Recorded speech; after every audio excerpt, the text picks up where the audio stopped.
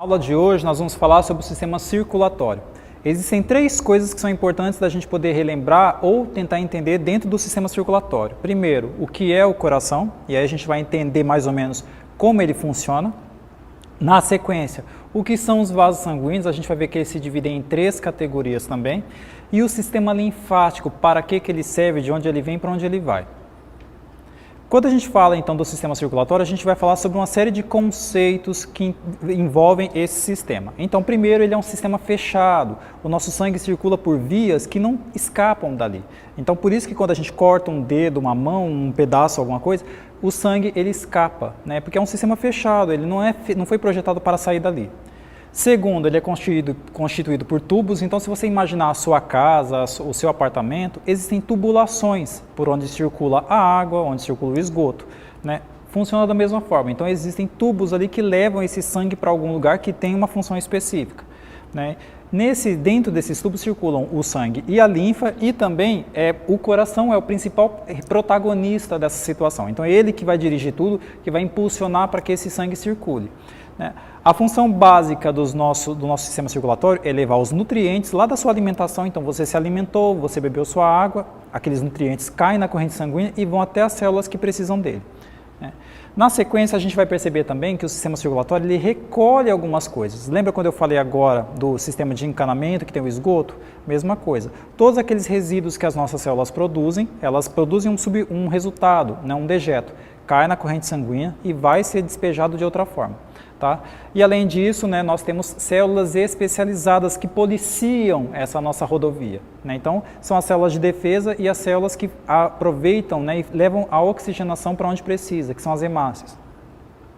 Então, só para a gente ter uma ideia, tem duas figuras aqui para vocês verem. Nas duas figuras a gente consegue perceber a quantidade de vasos sanguíneos que existem.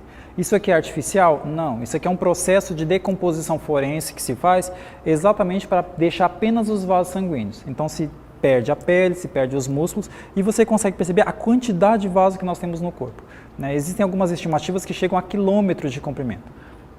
Além disso, existe uma grande variedade de vasos sanguíneos, né? Então a gente pode perceber dos vasos principais, esses maiores, até a periferia, ele vai se multiplicando várias vezes.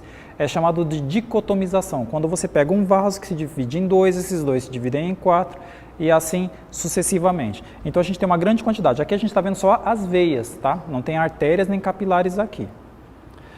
Uma outra questão importante quando a gente envolve o coração primeiro, ele é um órgão oco, né? Ele é uma bomba, então alguma coisa entra nele e é impulsionado. Então ele é um músculo oco. Ele funciona como uma bomba contrátil, ou seja, ele contrai expulsando o que está lá dentro várias e várias vezes, né? Ele faz isso 24 horas por dia, né? E esse movimento de contrair e relaxar se chama sístole e diástole. A sístole é a contração e a diástole é a expansão. Quando ele contrai, ele expulsa o sangue que está dentro dele. Quando ele relaxa, ele recarrega com uma outra quantidade de sangue e assim se repete. Isso é o que a gente sente como batimento cardíaco. Além disso, existe um tecido específico, né? Quando a gente fala de tecido, a gente lembra de roupa, mas na verdade o nosso corpo tem tecido, são camadas. A gente tem a pele, e na pele ela também se divide em outras 7 partes, né? O coração é a mesma coisa, ele é feito de tecidos, né? Tecidos vivos, né? Esses tecidos são chamados de estriado cardíaco, e a gente vai ver daqui a pouquinho na figura que ele se divide em 3 camadas também, tá? Ele possui 4 câmaras, ou seja, existem 4 divisões dentro dele, e além disso, essas 3 camadas que eu comentei.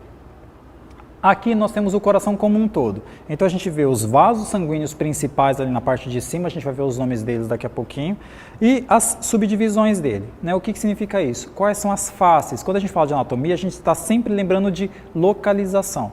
Então nós temos a face pulmonar, o nosso coração ele é cercado de 2 pulmões, então ele tem essas faces, ou seja, o que toca. Nós temos a face diafragmática, que é um músculo que fica lá na base do coração, né? Esse músculo toca nessa região, e a face external, nós temos um osso aqui na frente, né? Um conjunto de ossos que chama externo, então são essas 3 faces. Além disso, as 4 câmaras que a gente viu agora há pouco, são 2 átrios e 2 ventrículos. No lado direito a gente tem o átrio direito e o ventrículo direito, que vocês conseguem ver em azul, e no lado esquerdo a gente tem o átrio esquerdo e o ventrículo esquerdo, tá? Essas câmaras elas se subdividem. Lá no lado direito a gente tem uma válvula ou uma válvula que separa esses dois compartimentos, que se chama tricúspide. E no lado direito nós temos a bicúspide ou mitral. Por que tricúspide? Porque ela tem 3 paredes. E a bicúspide, como o próprio nome já fala, ela é bi, né? Então ela tem duas paredes ali. Ela impede que o sangue volte, né? E quando isso acontece, do sangue que está aqui descer, ok. Quando ele volta, é um problema, é chamado de sopro no coração. Então essa válvula, ela funciona exatamente para impedir que isso aconteça, tá? A válvula bicúspide ou mitral vai depender muito do livro que vocês pegarem, mas os 2 nomes estão certos. Além disso, as 3 camadas que a gente comentou agora há pouco. Ó. Então nós temos o epicárdio, o pericárdio e o miocárdio. O pericárdio vem de periferia, é a camada que envolve o coração, que protege ele, é uma camada meio gordurosa ali, né? É um tecido adiposo. A camada do miocárdio é a maior camada que a gente tem aqui, ó, tá? Essa mais vermelha aqui, que é o músculo cardíaco, é o que dá peso, é o que dá volume nele e o que gera a força. E lá dentro nós temos o endocárdio, né? A parte mais interna, que é o que entra em contato com o sangue, é uma camada mais diferente, né? Dentro das 3 subdivisões que nós temos aqui. Além disso, quando a gente fala de anatomia, a gente fala de localização. Então, para a gente poder entender onde o coração se localiza, a gente tem que lembrar que ele fica acima do músculo diafragma, a gente acabou de falar disso, né? Atrás dos ossos do externo e ao lado dos pulmões.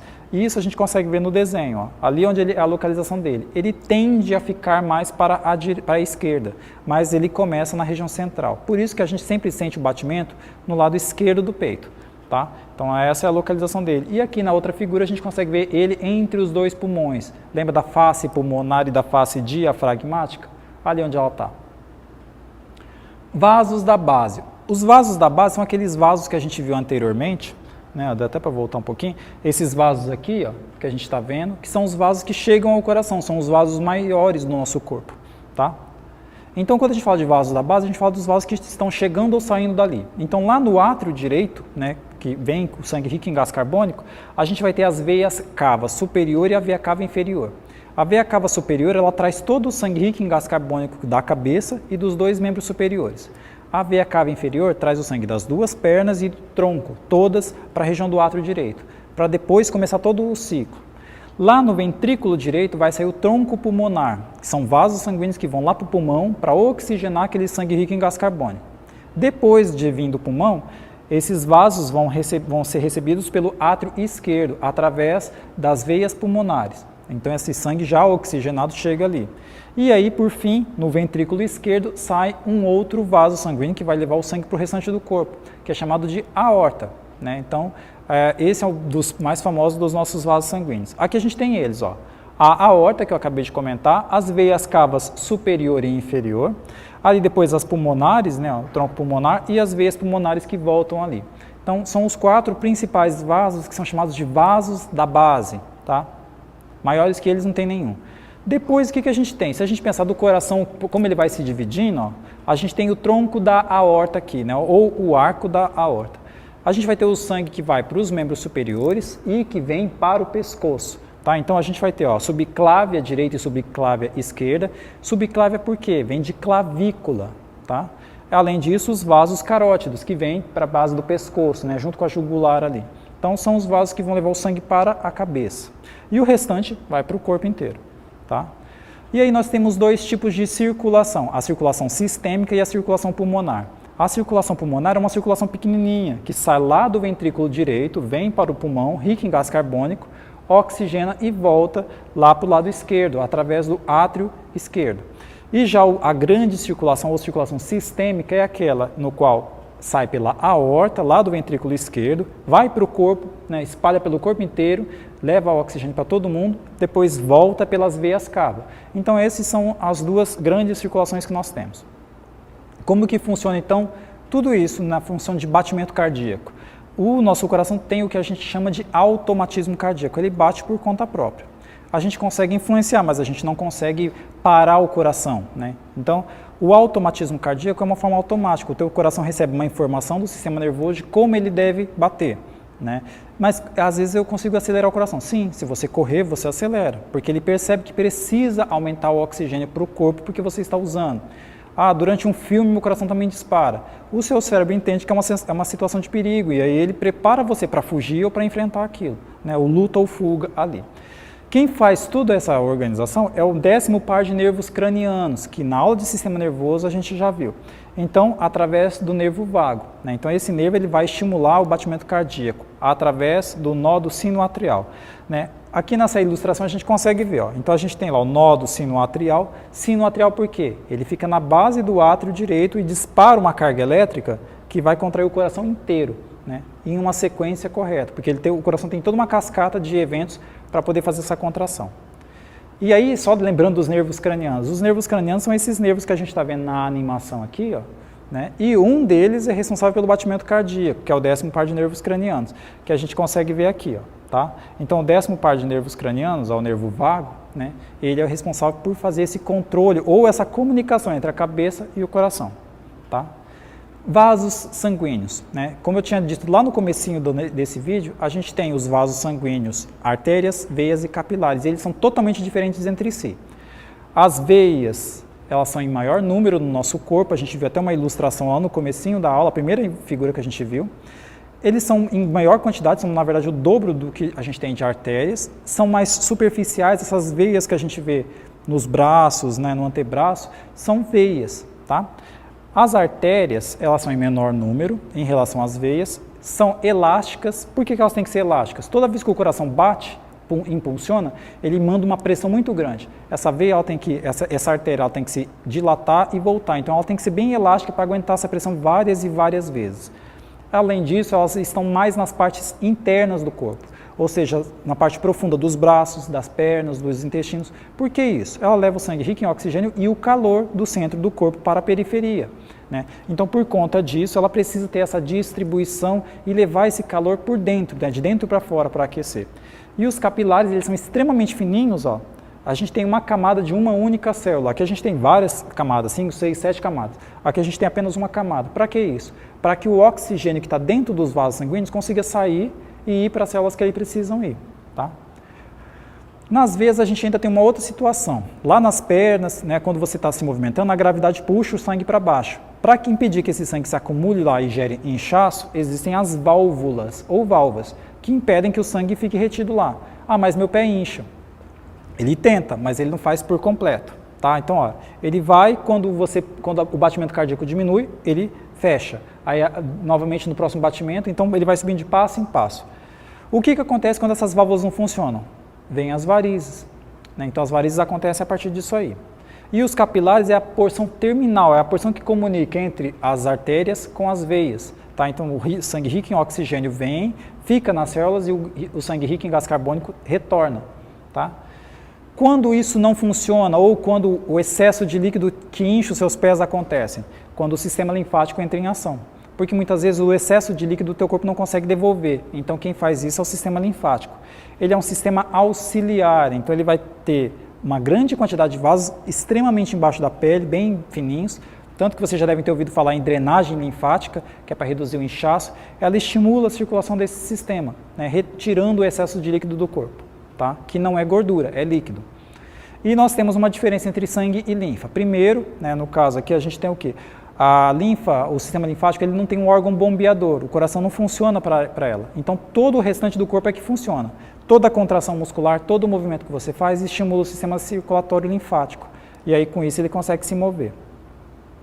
Aqui a gente consegue ver ele, ó, e ele sempre move num único sentido. Ele é enorme e ele tem bem superficial, tá? E agora a gente vai ver Pessoal, o vídeo ele aborda uma outra questão que é bastante interessante dentro do sistema circulatório, né? A doação de sangue ela é possível e ela salva vidas. Além disso, né, o que tem de importante nisso aí? Você vai doar sangue, eventualmente algumas pessoas se sentem indispostas aquele dia. Tanto que por isso a Organização Mundial da Saúde garante que a pessoa que doe sangue ela tem um dia de descanso. Exatamente para que ela recomponha o principal. Em poucas horas o seu sangue recompõe o líquido e as células que você doou, você vai recuperar em um prazo de uma semana. Então é normal que no primeiro dia às vezes você sinta sonolência, indisposição, né? Em alguns casos a pessoa doa e vai trabalhar perfeitamente, né? Então varia de pessoa para pessoa, mas sim, a doação ela é possível e seu corpo consegue repor naturalmente o que você perdeu, não te gera um déficit, você não vai adoecer por conta disso. Só para a gente fechar a aula, então, existe uma outra organização. Então, vocês estão vendo aqui, ó, o sistema circulatório entrando no átrio direito, indo para o ventrículo direito, indo para os vasos pulmonares, acontece a hematose, né, nos pulmões e aí ele volta pelas veias pulmonares, passa pelo átrio esquerdo, do átrio esquerdo para o ventrículo esquerdo lá pela válvula mitral, de lá sai pela aorta e da aorta vai para o corpo inteiro, né, aumentando a taxa de oxigênio do nosso corpo. É assim que o nosso corpo funciona, um eterno equilíbrio entre oxigênio e gás carbônico. Excesso de gás carbônico faz mal, excesso de oxigênio também faz mal. Então nosso corpo vive nessa dança de equilíbrio ali, tá? Então só para a gente retomar a nossa aula de hoje, ó, você conseguiu entender o que na aula de hoje quando a gente falou do sistema circulatório? Você entendeu que existem divisões dentro do sistema circulatório? A gente falou lá de algumas coisas que são diferentes entre eles. Na página 39 e 40 da apostila, a gente vai ter também algumas perguntas e algumas atividades complementares, alguns links, algumas sugestões de leitura para poder complementar isso. Além disso, né, nós temos sites para acesso também. Eu fico por aqui e até a próxima aula.